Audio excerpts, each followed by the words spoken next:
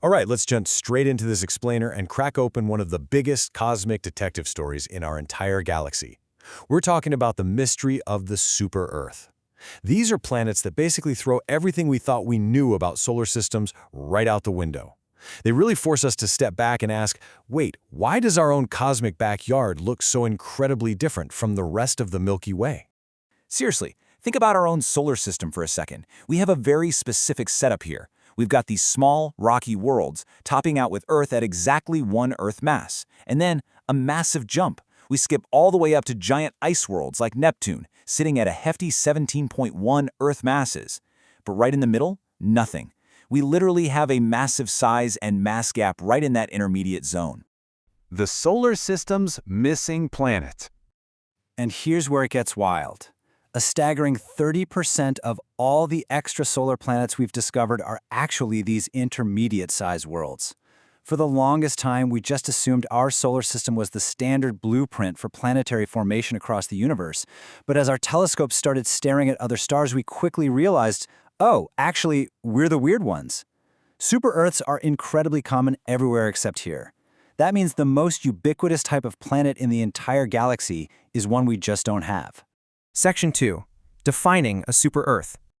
So, what exactly do astronomers mean when they say super-Earth? Well, the term is defined strictly by a planet's mass and physical size. The consensus usually places the lower boundary around 1.9 Earth masses, just to separate them from true terrestrial planets, and it caps them at an upper limit of about 10 Earth masses. That's roughly 69% of the mass of Uranus, just to put it in perspective. Anything bigger, and you're getting into mega-Earth or gas giant territory. But here's the absolutely crucial takeaway. The name super-Earth implies absolutely nothing about surface conditions or habitability. It's just a size category. A super-Earth could be a completely barren rock, a deep ocean world, or a gas dwarf totally shrouded in thick clouds. Section 3. Forging a super-Earth. To understand why we missed out on having one of these diverse worlds, we have to look at how planets actually form. The classic theory is the core accretion model. Picture a slow bottom-up process. Dust grains in a protoplanetary disk slowly crash together, they coagulate into pebbles, and eventually form kilometer-sized planetesimals. Over tens of millions of years, these rocks undergo runaway growth and giant collisions, forging planetary embryos. Now, this model perfectly explains our terrestrial planets, but it really struggles to explain how a massive super-Earth core could form fast enough before the surrounding gas disk completely dissipates. So alternatively, we have the pebble accretion model. This one argues that if you have a disk with a really high flow of pebbles, we're talking maybe 100 to 200 Earth masses worth of space gravel flying around, planetary cores can grow incredibly fast. And as these embryos grow while gas is still around, they exert a massive gravitational pull on the disk. This causes a rapid, inward migration toward the star. The result? You get these compact, tightly packed chains of super-Earths migrating right up to the inner edge of their star system. Okay, so if they form so easily through pebble accretion and they're practically everywhere, where is ours? Well, one leading idea is the grand tack hypothesis. This theory suggests that way back in our early solar system, Jupiter actually migrated inward toward the Sun, completely disrupting the inner protoplanetary disk. As Jupiter moved, it essentially acted like a cosmic bulldozer, totally clearing out the very material that would have coalesced into primordial super-Earths right near our Sun. Section 4. Water, rock, and gas.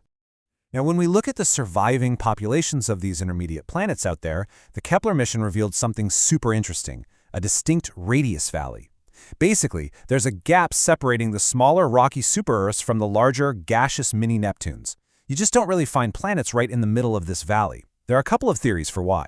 One is photoevaporation, where intense radiation from a host star literally boils off and strips away the atmosphere of any planet that gets too close, leaving behind just a bare, rocky core. Another model suggests this valley is all about where a planet forms relative to a star's frost line.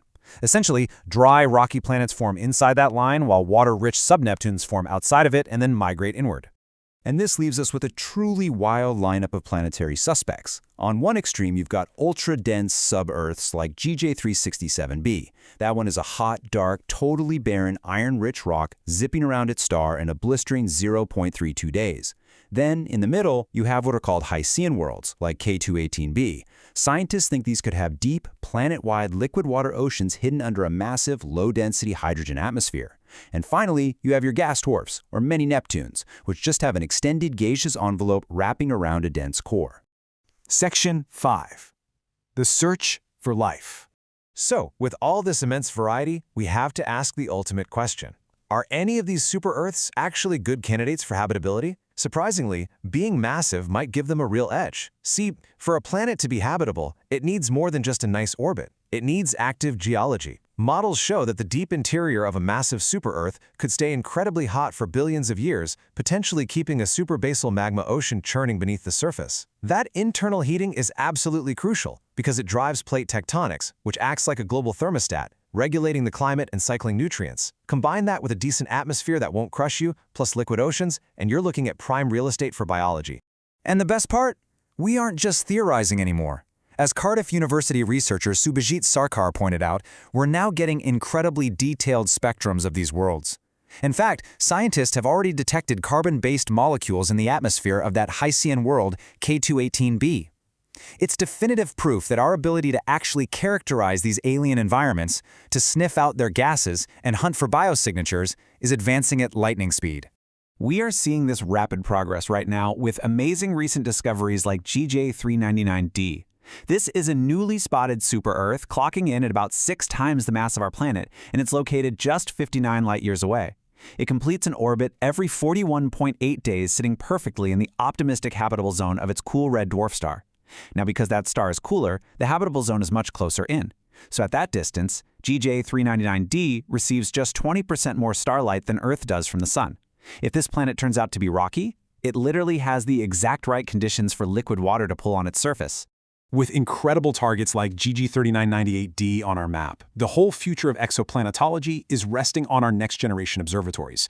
The James Webb Space Telescope is already up there, doing this amazing atmospheric analysis as we speak. But we're also waiting on massive ground-based projects, like the upcoming Extremely Large Telescope. That one's going to use its Andes spectrograph to specifically hunt for oxygen in these alien atmospheres. And looking even further ahead, there's the proposed ExoLife Finder, a dedicated 50-meter telescope designed solely to track down biosignature gases on these exact types of worlds. We are literally on the verge of peeling back the skies of these super-Earths. So, as we wrap up this explainer, I want to leave you with a massive thought. Considering that super-Earths are literally the most common type of planet in our entire galaxy, could a distant world out there already be home to oceans, continents, and maybe even life, just waiting for our telescopes to catch that first, unmistakable signal? Is it possible that a world completely unlike anything in our own solar system becomes the very first place humanity discovers extraterrestrial life? Think about that.